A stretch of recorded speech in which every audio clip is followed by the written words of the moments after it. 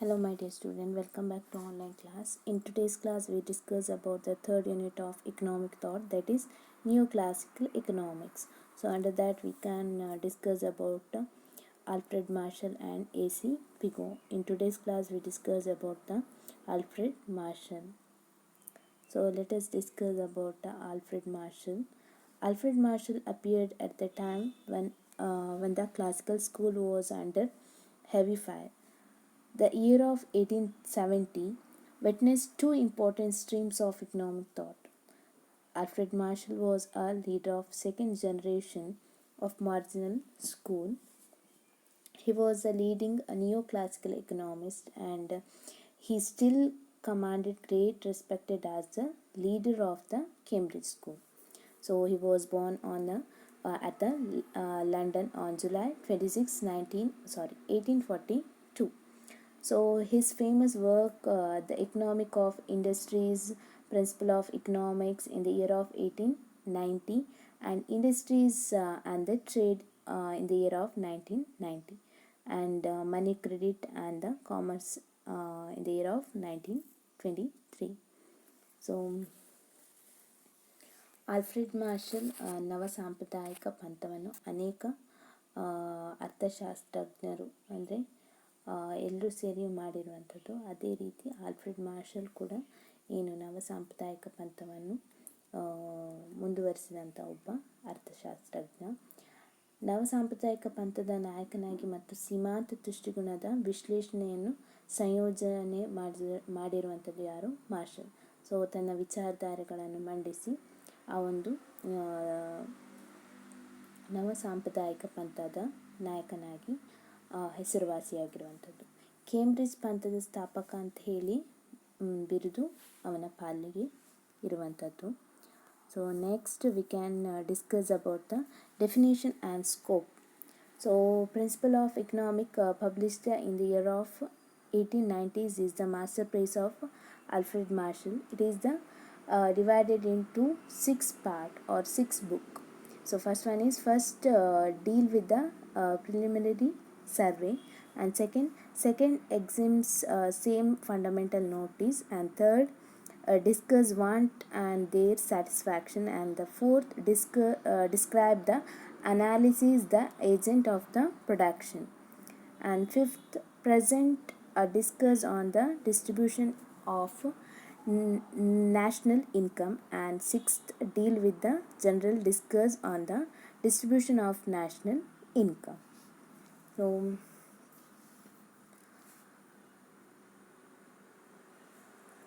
Adam ಸ್ಮಿತ್ನ ಪ್ರಕಾರ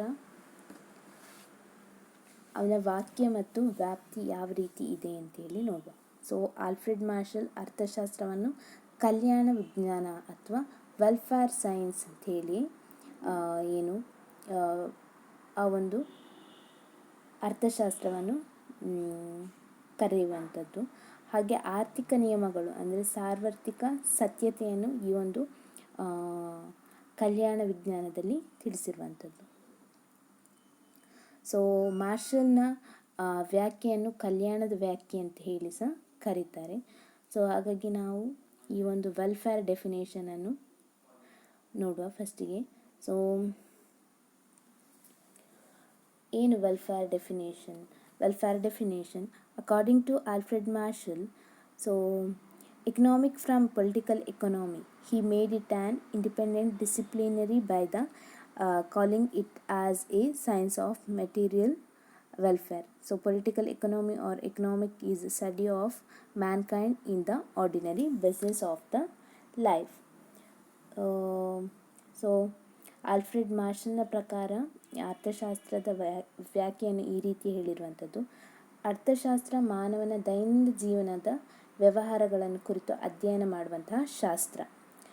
ಮಾನವನ ಕಲ್ಯಾಣಕ್ಕೆ ಬೇಕಾಗುವಂಥ ಭೌತಿಕ ವಸ್ತುಗಳ ಸಂಪಾದನೆ ಮತ್ತು ಅವುಗಳ ಉಪಯೋಗಕ್ಕೆ ಸಂಬಂಧಿಸಿದಂತೆ ವ್ಯಕ್ತಿ ಮತ್ತು ಸಮಾಜದ ಕ್ರಿಯೆಯನ್ನು ನಮಗೆ ತಿಳಿಸಿಕೊಡುವಂಥದ್ದು.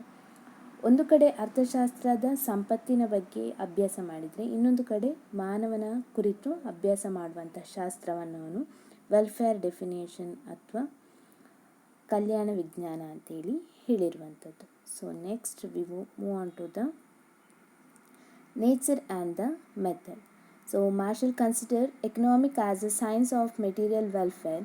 To him, economic is both the study of man and the study of wealth. So ನಾವೀಗಾಗಲೇ ಹೇಳಿರುವ ಹಾಗೆ ವೆಲ್ಫೇರ್ ಎಕನಾಮಿಕ್ಸ್ ಅಥವಾ ಎಕನಾಮಿಕ್ಸ್ ಅಂತ ಹೇಳಿದರೆ ಮಾನವನ ಕುರಿತು ಮತ್ತು ಸಂಪತ್ತಿನ ಕುರಿತು ಅಭ್ಯಾಸ ಮಾಡುವಂಥದ್ದು. Marshall followed particular equilibrium analysis which makes the famous assumption ceteris paribus. And it takes one thing at the time and they consider all other things to be constant for the time being. And he concerned was talking economic on the layman. He used graphs successfully in the economics. So ಈತನ ಅರ್ಥಶಾಸ್ತ್ರ ಅಂತ ಹೇಳೋ ಒಂದು ಭಾಗದಲ್ಲಿ ನಾವು ಡಯಾಗ್ರಾಮಿಕಲಿ ನಾವು ಎಕನಾಮಿಕ್ಸನ್ನು ಕಲಿಯೋದ್ರಲ್ಲಿ successfully ಆಗಿರುವಂಥದ್ದು. ಹಾಗೆ so he was called as father of graphical method. So ಹಾಗಾಗಿ ಅವನನ್ನು ಗ್ರಾಫಿಕಲ್ ಮೆಥಡ್ನ ಫಾದರ್ ಅಥವಾ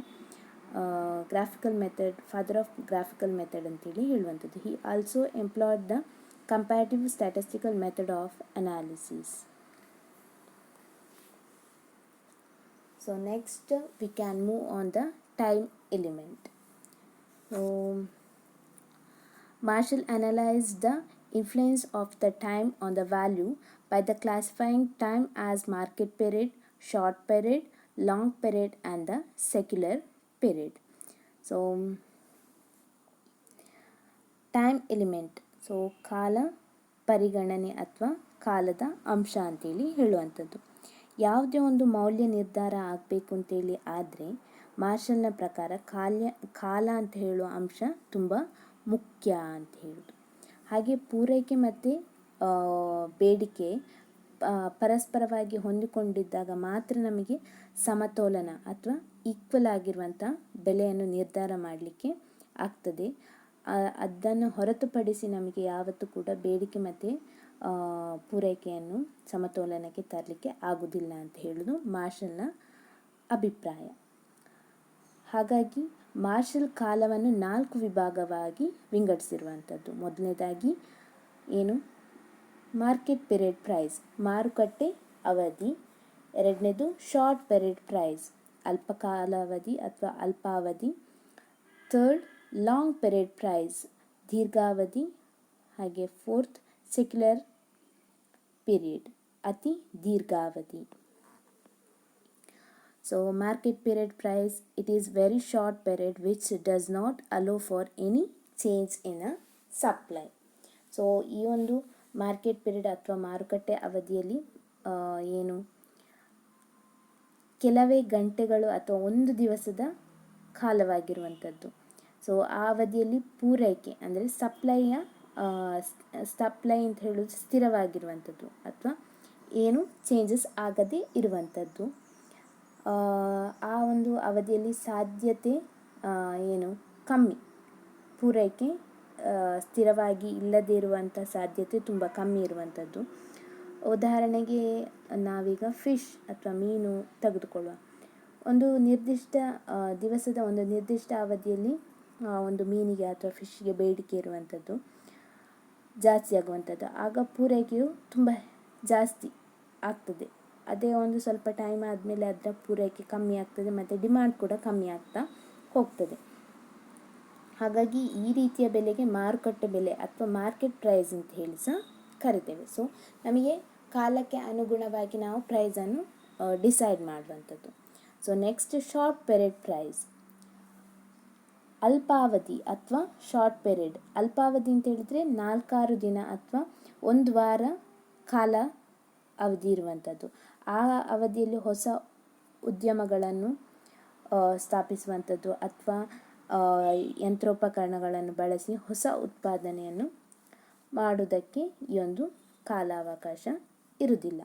ಆದ್ದರಿಂದ ಏನು, ಬೇಡಿಕೆ ಹೆಚ್ಚಾದಂತೆ ಪೂರೈಕೆಯು ಏನು ಅಧಿಕ ಆಗ್ತಾ ಹೋಗ್ತದೆ ಅಂತೇಳಿ. ಹಾಗಾಗಿ ಈ ಕಾಲದಲ್ಲಿ ನಿರ್ಧಾರವಾಗದಂಥ ಬೆಲೆಯನ್ನು ನಾವು ಅಲ್ಪಾವಧಿ ಬೆಲೆ ಅಥವಾ ಶಾರ್ಟ್ ಪೀರಿಯಡ್ ಪ್ರೈಸ್ ಅಂತೇಳಿ ಹೇಳುವಂಥದ್ದು. Next long period price. Long period allow for all the changes including the production capacity of the industries. So long period ದೀರ್ಘಾವಧಿ ಅಂತ ಹೇಳಿದರೆ 1 ಅಥವಾ 2 ವರ್ಷದ ಕಾಲ ಇರ್ಬೋದು.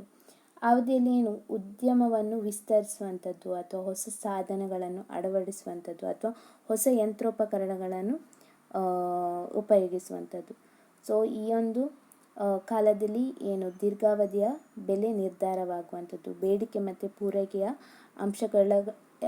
ಅವುಗಳನ್ನೆರಡನ್ನು ಕೂಡ ನಾವು ಪ್ರಧಾನವಾದ ಪಾತ್ರದಲ್ಲಿ ನಿರ್ವಹಿಸುವಂಥದ್ದು. ಈ ರೀತಿ ಬೆಲೆಯನ್ನು ನಾವು ದೀರ್ಘಾವಧಿ ಬೆಲೆ ಅಥವಾ ಲಾಂಗ್ ಪೀರಿಯಡ್ ಪ್ರೈಸ್ ಅಂತ ಹೇಳಿ ಕರೆಯುವಂಥದ್ದು. Fourth, secular period. It is a period involves several short period. So secular period ಅಂತ ಹೇಳಿದರೆ ಅತಿ ದೀರ್ಘಾವಧಿ ಅಂತ ಹೇಳಿದರೆ ಬಹಳ ವರ್ಷದ ಕಾಲ ಇರುವಂಥದ್ದು. ಹೊಸ ಉದ್ಯಮ ಸ್ಥಾಪನೆ ಮಾಡುವಂಥದ್ದು, ಯಂತ್ರೋಪಕರಣದ ಬಳಕೆ ಹೆಚ್ಚಳ ಮಾಡುವಂಥದ್ದು, ತಂತ್ರಜ್ಞಾನ ಪ್ರಯೋಗದ ಮೂಲಕ ಪೂರೈಕೆಯನ್ನು ಹೆಚ್ಚು ಮಾಡುವಂಥದ್ದು. ಸೊ ಈ ಅವಧಿಯಲ್ಲಿ ವ್ಯಾಪ್ತಿ ಕೂಡ ಜಾಸ್ತಿ ಆಗುವಂಥದ್ದು. ಹಾಗಾಗಿ ಈ ದೀರ್ಘಾವಧಿ ಅಥವಾ ಅತಿ ದೀರ್ಘಾವಧಿಯಲ್ಲಿ ಬೆಲೆ ನಿರ್ಧಾರದಲ್ಲಿ ಬೇಡಿಕೆ ಮತ್ತು ಪೂರೈಕೆಗಳ ಅಂಶಗಳೆರಡೂ ಕೂಡ ಒಳ್ಳೆಯ ಪಾತ್ರವನ್ನು ವಹಿಸುವಂಥದ್ದು. ಈ ಬೆಲೆಯನ್ನು ನಾವು ಅತಿ ದೀರ್ಘಾವಧಿಯ ಬೆಲೆ ಅಥವಾ ಸೆಕ್ಯುಲರ್ ಪೀರಿಯಡ್ ಪ್ರೈಸ್ ಅಂತೇಳಿ ಕರೆಯುವಂಥದ್ದು. ಸೊ ಇಲ್ಲಿ ನಾವು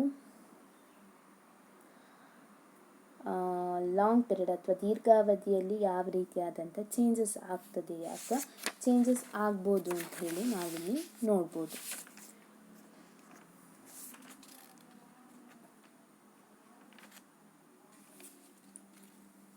so here we can see the price and output. OY axis representing price and OX axis output. So this is a long run period diagram. So here OP is market is set by the demand, DD is demand and SS is supply forces. In the long cost production is decreased. It is represented by the downward sloping supply curve. So supply curve downward sloping and supply curve is SS. Long run demand curve is D1. So it is a long run demand curve. It intersect with the SS. So here is SS. So intersect in the point of E and E1. And long run price is OP. Long run price is OP1 is a less than the market price. It is a less than the market price OP. So OP1 is greater than the OP. So decrease in the cost of production in the long run, decrease in price also. So ಈ ಒಂದು ದೀರ್ಘಾವಧಿಯ ಬೆಲೆಯ ನಿರ್ಧಾರವನ್ನು ನಾವಿಲ್ಲಿ ನೋಡುವಂಥದ್ದು. So DD ಬೇಡಿಕೆಯ ರೇಖೆ. So DD ಇದು ಬೇಡಿಕೆಯ ರೇಖೆ. ಹಾಗೆ SS ಅಂತ ಹೇಳೋದು ಪೂರೈಕೆ ರೇಖೆ. ಸೊ ಇಲ್ಲಿ ಬಿಂದು ಒಂದು E. ಸೊ ಈ ಒಂದು ಬಿಂದು ಅಲ್ಲಿ ಸಂಗಮವಾಗಿರುವಂಥದ್ದು. ಸೊ ಡಿಮಾಂಡ್ DD ಕರ್ವ್ ಮತ್ತು SS ಕರ್ವಿನ ಮಿಡಲಲ್ಲಿ ಒಂದು ಸಂಗಮ ಆಗಿರುವಂತಹ ಒಂದು ಬಿಂದು ಯಾವುದು ಅಂತ ಹೇಳಿದ್ರೆ E. ಹಾಗೆ OP ಸಮತೋಲನದ ಬೆಲೆ. ಸೊ OP ಅಂತ ಹೇಳೋದು ಸಮತೋಲನದ ಬೆಲೆ. ಹಾಗೆ OQ ಅಂತ ಹೇಳೋದು ಸಮತೋಲನದ ಉತ್ಪಾದನೆ. ಹಾಗೆ D1 ಇದು ದೀರ್ಘಾವಧಿಯ ಬೇಡಿಕೆ. ಅಲ್ಲಿ D1 ಮತ್ತು SS ಅಂದರೆ ಪೂರೈಕೆಯ ರೇಖೆಯ ಮಿಡ್ಲಲ್ಲಿ ಇನ್ನೊಂದು ಸಂಧಿಯಾಗಿರುವಂಥ ಬಿಂದು ಯಾವುದು ಅಂತ ಹೇಳಿದರೆ E1. ಸೊ ಇದು ದೀರ್ಘಾವಧಿಯ ಸಮತೋಲನ.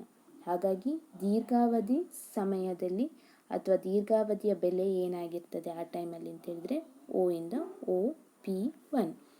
ಸೊ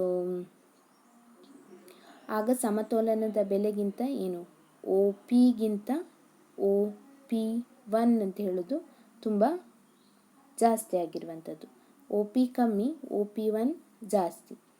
ಸೊ ಹಾಗಾಗಿ ನಮಗೆ ಬೇಡಿಕೆ ಮತ್ತು ಪೂರೈಕೆಯಲ್ಲಿ ಏನಾದರೂ ಲಾಂಗ್ ರನ್ ಅಥವಾ ಶಾರ್ಟ್ ಟರ್ಮಲ್ಲಿ ಯಾವ ರೀತಿಯಾದಂಥ ಪ್ರೈಸ್ ನಮಗೆ ಗೊತ್ತಾಗ್ತದೆ.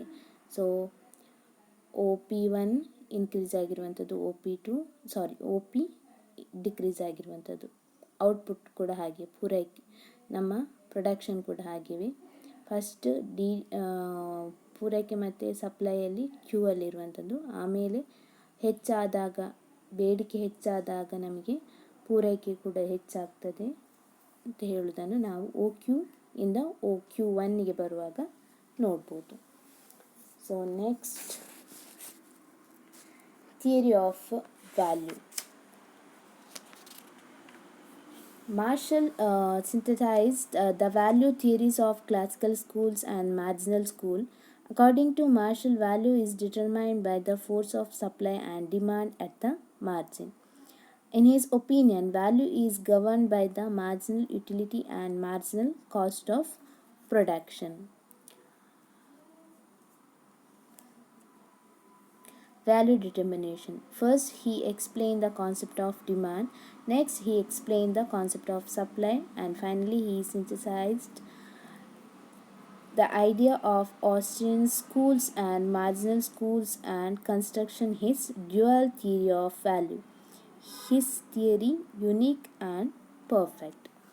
So, theory of value ಅಂತ ಹೇಳಿದರೆ ಮೌಲ್ಯ ಸಿದ್ಧಾಂತ. ಸೊ ವಿನಿಮಯ ಸಿದ್ಧಾಂತ ಮಾರ್ಷಲ್ನ ಸಾಂಪ್ರದಾಯಿಕ ಚಿಂತನೆ ಮತ್ತು ಸೀಮಾಂತ ಚಿಂತನೆಗಳ ಸಂಗಮ ಅಂತೇಳಿ ಹೇಳುವಂಥದ್ದು. ಇಲ್ಲೇನು ಅಂತ ಹೇಳಿದರೆ, ಬೇಡಿಕೆ ಮತ್ತು ಪೂರೈಕೆಯ ಮೌಲ್ಯ ಏನು ಈ ಒಂದು ಸಿದ್ಧಾಂತ ನಿರೂಪಿಸುವಂಥದ್ದು. ಹಾಗೆ ಮಾರ್ಷಲ್ನ ಮೌಲ್ಯ ಸಿದ್ಧಾಂತ ಥಿಯರಿ ಆಫ್ ವ್ಯಾಲ್ಯೂ ತುಷ್ಟಿಗುಣವನ್ನು ಮಾನಸಿಕವಾದ ನೈಜ ವೆಚ್ಚದೊಡನೆ ಸೇರಿಸುವಂಥದ್ದು. ಅದಕ್ಕೆ ಮೌಲ್ಯ ದ್ವೈತ ಸಿದ್ಧಾಂತ ಅಂತೇಳಿ ಹೇಳುವಂಥದ್ದು. So dual theory of value ಅಂತ ಹೇಳಿದರೆ ಕನ್ನಡದಲ್ಲಿ ಮೌಲ್ಯದ ದ್ವೈತ ಸಿದ್ಧಾಂತ. ಸೊ ದ್ವೈತ ಮೌಲ್ಯ ಸಿದ್ಧಾಂತ ಹೇಳಿದರೆ ಏನು, ಬೇಡಿಕೆ ಮತ್ತು ಪೂರೈಕೆಗಳ ಅವುಗಳಿಂದ ನಮಗೆ ಮೌಲ್ಯವನ್ನು ನಿರ್ಧಾರ ಮಾಡಲಿಕ್ಕಾಗುವಂಥದ್ದು. ಬೇಡಿಕೆಯ ಸೀಮಾಂತ ದೃಷ್ಟಿಕೋನದಿಂದ ನಮಗೆ ಏನು ಪೂರೈಕೆಯ ನೈಜ ವೆಚ್ಚವನ್ನು ನಿರ್ಧಾರ ಮಾಡಲಿಕ್ಕೆ ಆಗ್ತದೆ ಅಂತ ಹೇಳೋದು ಮಾರ್ಷಲ್ನ ಒಂದು ಡ್ಯುಯಲ್ ಥಿಯರಿಯ ಅಭಿಪ್ರಾಯ. ಫಸ್ಟ್ ಅವನು ಏನು ಡಿಮ್ಯಾಂಡಿನ ಬಗ್ಗೆ, first he explain the concept of demand, next he explain the concept of supply. So ಮೊದಲ ಅವನು ಡಿಮ್ಯಾಂಡ್ ಬೇಡಿಕೆಯ ಬಗ್ಗೆ ಹೇಳುವಂಥದ್ದು, ಆಮೇಲೆ ಸಪ್ಲೈ ಪೂರೈಕೆ ಬಗ್ಗೆ ಹೇಳುವಂಥದ್ದು. So in this diagram, DD is the demand and SS is supply curve. So they intersect at the point of E. It decided the equilibrium price of OP and output of OQ. An increase in the demand, so both the price and output, but an increase in supply, decrease in the price. So here is DD is demand curve and SS is supply curve. Here is E is intercept in the equilibrium point, OP and output of OQ. OP is price, OQ is output. So an increase in demand, when increased demand, so D to D1, so increase ಆಗುವಂಥದ್ದು. ಯಾವಾಗ DD ಇಂದ D1ಗೆ increase ಆಗ್ತದೆ, so at the same time increase the both the price and output. ಅದೇ ಸಮಯದಲ್ಲಿ ನಮಗೆ price ಕೂಡ ಜಾಸ್ತಿ ಆಗೋದು ಕಾಣ್ತದೆ, ಹಾಗೆ ಔಟ್ಪುಟ್ ಕೂಡ ಜಾಸ್ತಿ ಆಗ್ತದೆ. ಸೊ ಪ್ರೈಸ್ ಮತ್ತು ಔಟ್ಪುಟ್ ಜಾಸ್ತಿ ಆಗುವಾಗ ನಮಗೆ ಇನ್ನೊಂದು ಈಕ್ವಿಲಿಬ್ರಿಯಂ ಪಾಯಿಂಟ್ ಅಂದರೆ E1 ಬರುವಂಥದ್ದು. ಸೊ ಹಾಗಾಗಿ ನಮಗೆ ಯಾವಾಗ ಡಿಮ್ಯಾಂಡ್ ಅಥವಾ ಸಪ್ಲೈ ಅಂತ ಹೇಳೋದು, ಡಿಮ್ಯಾಂಡ್ ಜಾಸ್ತಿ ಆದಾಗ ನಮಗೆ ಸಪ್ಲೈ ಕೂಡ ಜಾಸ್ತಿ ಆಗ್ತದೆ, ಹಾಗೆ ಪ್ರೈಸ್ ಕೂಡ ಜಾಸ್ತಿ ಆಗ್ತದೆ, ಔಟ್ಪುಟ್ ಕೂಡ ಜಾಸ್ತಿ ಆಗ್ತದೆ ಅಂತ ಹೇಳೋದು ಈ ಒಂದು ಡಯಾಗ್ರಾಮ್ನ explanation. So thank you for watching, student.